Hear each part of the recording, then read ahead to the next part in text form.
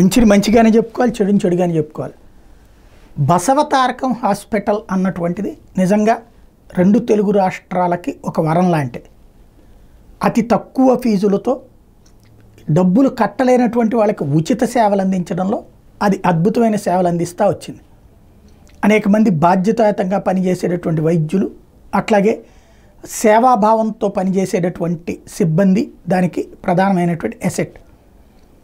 అది ఒక రకంగా ఎన్టీ రామారావు గారి కళ నిజం చేస్తూ బాలకృష్ణ గారు కంటిన్యూ చేసుకుంటూ వెళ్తున్నారు. అలాంటిదే రాష్ట్ర విభజన తర్వాత ఆంధ్రప్రదేశ్లో కట్టాలి, అమరావతిలో కట్టాలి అన్నటువంటి భూ కేటాయింపు కూడా జరిగింది.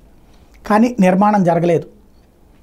ఈలోపు జగన్ వచ్చిన తర్వాత అమరావతిని పక్కన పెట్టేసినటువంటి క్రమంలో బసవతారకం హాస్పిటల్ గురించి అప్పుడు కూడా మనం మాట్లాడుకున్నాం. ఖచ్చితంగా అది దాన్ని కట్టనియాలి, వెళ్ళి మాట్లాడాలి, అవసరమైతే వైద్యారోగ్య శాఖ మంత్రి వెళ్ళి మాట్లాడి అది కట్టేలా చూడాలని.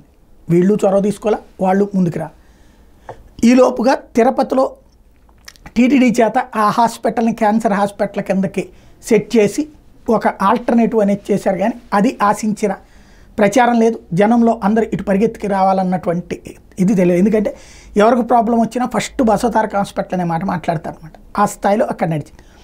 ఇప్పుడు అమరావతిలో బసవతారకం హాస్పిటల్ నిర్మాణం చేస్తాము గతంలోనే ఇచ్చినటువంటి భూమిలో అన్నటువంటి విషయాన్ని బాలకృష్ణ ప్రకటించారు.